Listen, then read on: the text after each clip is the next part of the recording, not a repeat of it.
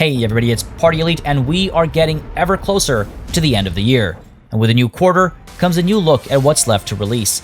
I'd previously discussed Q4 prospects in an earlier video, but quite a few new projects have come to light over the past few months, and as such, we're taking a look at my most anticipated strategy, city building, and simulation games of Q4 2019. WARSAW is going to kick us off with a release date that is actually from before the release of this video. Due out on the 2nd of October, WARSAW takes us to the Warsaw Uprising of 1944 that sought to end German occupation, where we lead a band of unlikely heroes in the form of a tactical RPG. Similar in some ways to games like Darkest Dungeon, WARSAW has you assembling a team out of civilians living in the area, men and women, the young and the old. Every one of these potential additions to your team brings with them a unique set of skills and abilities that you'll look to synergize in order to bring you victory. Every time you leave the headquarters with your band of resistance fighters, you'll select 8 from your pool of recruits, set up a formation that you'll engage in, and even choose the kinds of supplies to carry in a limited inventory. Receiving and setting up objectives from the HQ of the Resistance, you'll be traveling around a historical map of the city, navigating its alleys and roads to avoid or perhaps engage the enemy at opportune moments, and it looks like you'll be working to liberate districts one at a time, with each liberated district providing you some form of assistance or another. An example we've seen is supplies, which one can assume the Resistance runs on. There is a focus on characters with backstories to explore and important decisions to make, and between historical and fictional random events littered across the map, you'll find yourself making tough choices often, many times regretting or thanking yourself for the stats and abilities you've brought with you. Combat is turn-based, similar to the aforementioned Darkest Dungeon, but there's also a reliance on movement. Formations and firing arcs, angles, and ranges, they all seem to make a significant difference in how well your team will perform, which is a nice added layer to the formula. Between the compelling art style and the interesting setting, I'm looking forward to checking Warsaw out and might try and get a live stream or mini Let's Play in to cover it some more on the channel. Planet Zoo is up next, releasing on the 5th of November 2019. I've previously talked about the game a fair bit on the channel, and there is a closed beta for those who have pre-ordered the deluxe edition of the game as well. Made by the same developers behind Planet Coaster and Jurassic World Evolution, Planet Zoo brings us the joy of building and managing our own zoos with a focus on animal welfare and rehabilitation, a more modern take on the world of zoos. Between a story-driven campaign mode, a sandbox mode, an always online franchise mode, as well as the recently announced offline franchise mode, Planet Zoo is looking to give a huge variety of approaches for players with different interests. The latter two are particularly interesting to me because it's where players will build an entire franchise starting from scratch rather than being handed the keys to a pre-existing moneymaker. The online variant of the franchise mode involves trading animals with other players to help with things like genetic diversity within your zoos, and as far as trading is concerned, the close integration of Steam Workshop means you can trade, air quotes, all manner of items through the workshop. With a great degree of customization possible, laying out the animal habitats, laying out customer amenities, or building complicated climbing play spaces, some players will want to do it all themselves, while others will want to use the Steam Workshop to have access to each other's creativity. There's a great deal of detail that's been on show, from specific preferences of animals needing to be taken care of, to climate and waste management, to managing genetic diversity, health and well-being, the education of guests, and of course, the business side of things. Planet Zoo is looking absolutely fantastic, and I'm hoping to get my hands on it in time for release for some more in-depth coverage. If you want more details about Planet Zoo, check out the video I've linked under the eye at the top right corner of this screen, and you can also check it out at the end of this video. Desperados 3 has been scheduled for release sometime in 2019 for a while now, and there was a closed beta in July stating the game was entering final phases of development. Process of elimination would suggest this real-time tactics game is slated for a Q4 2019 release unless there is an unannounced delay in the books. Reviving a very popular series from the 2000s, Desperados 3 is technically the 4th game in the series and the first by Me Productions, the same developers behind the very similar Shadow Tactics Blades of the Shogun. With a band of up to 5 characters, each with unique personalities and capabilities, you'll be navigating the unforgiving Wild West in this hardcore stealth game with a variety of approaches and paths to take for every mission. The developers have talked about this variety of approaches since the game was first revealed. It was compared to the Hitman games, and if that comparison holds water, we're looking at something really exciting here.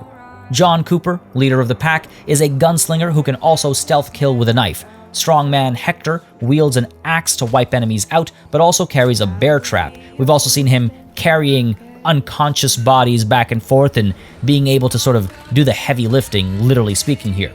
McCoy, the bounty hunter, uses lures, knockout gases, poison syringes, and a long-range pistol, while Kate dons disguises to fool people and get up close to finish them off with a hidden gun.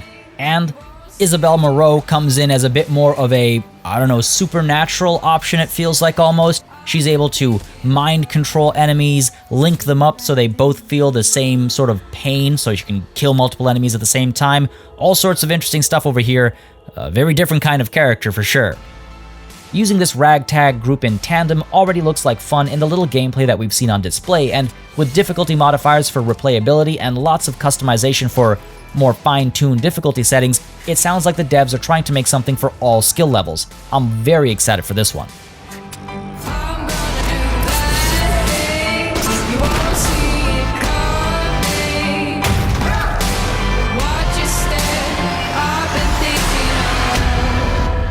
Doing bad things to you.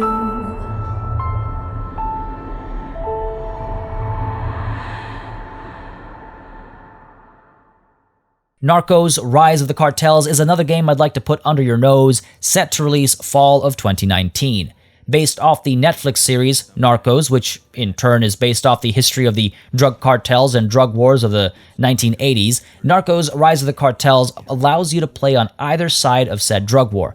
2 campaigns, allowing you to play either as the DEA, looking to shut down the cartels, or as the Narcos themselves.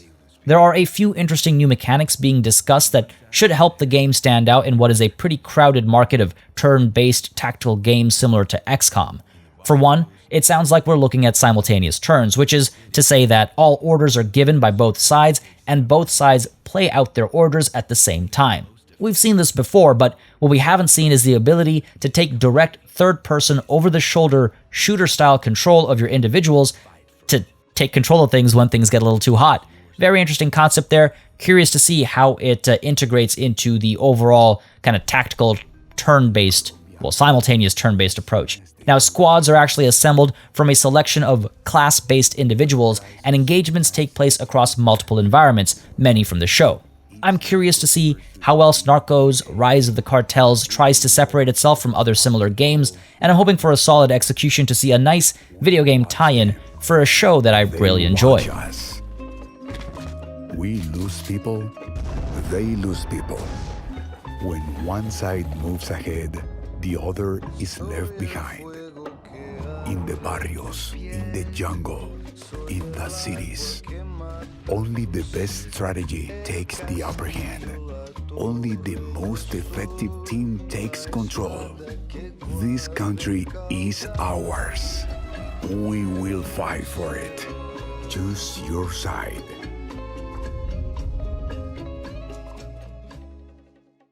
A Year of Rain is slated for release sometime in 2019, and I've heard quite a bit of chatter about this RTS that takes a lot of classic elements and adds a strong focus on hero units. This isn't anything we haven't seen before, but it sounds like the game is being developed with 2v2 games as the core setup. That is to say, the game is best played in pairs, whether this is for competitive multiplayer gameplay or for cooperative single-player gameplay with a friend or with the AI. There are 3 unique factions, and the developers boast a very intricate story with 3 campaigns having 10 missions each. Always a nice inclusion for strategy games set in their own worlds. When you're playing the story as a pair, whether again with a friend or with AI, both players are supposedly given a slightly different set of objectives as well, and as a result of that, they have a slightly different set of experiences, which is, again, if different enough, something that will add a fair bit of replayability. Apart from the standard setup of base building, unit recruiting, and upgrading, the heroes in charge bring in elements we've seen experimented with in the past by other games where there is one central character surrounded by lesser minion-type units.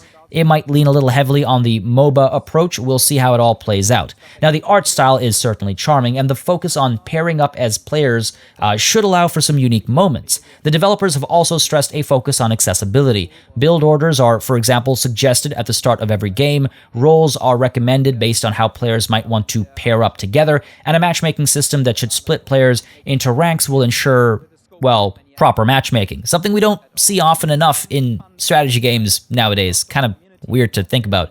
An intriguing prospect, especially with the reliance on the buddy system as a core design principle. I'm definitely keeping my eyes on this one. Ostriv is set to release, seemingly in early access, Q4 2019, and it's the first and only city builder in this list. It brings us to the 18th century, looking to challenge us with complex production chains and to add a huge amount of possibilities while removing annoying limitations, to quote the Steam page here. It does seem like there's quite a bit of weight put on variety, with a large list of resources to produce, import, or export. From water to wheat to eggs to fish to buckwheat to hay to clay to logs to... well, you get my point. This would imply that a deep economic system is in place, or at least planned, and the production chains will be pretty nuanced, one would hope. I mean, with more potential end products, one typically sees more variation and management requirements. There's also a trade system implemented that allows you to trade resources you need or have a surplus of with other nearby towns, and it looks like managing your animals and human population are both important factors. The game looks similar to others in the genre, Banished being an easy comparison to make, so I'm curious to see how Ostriv stands out from the crowd. Increasing complexity is always a welcome factor in my opinion, and the devs intend to add a lot more over the course of early access development. They'll be adding things like spoilage, private businesses, additional crop types, a justice system to go alongside with crime, a better, more complex trade system, more production chains, etc., etc.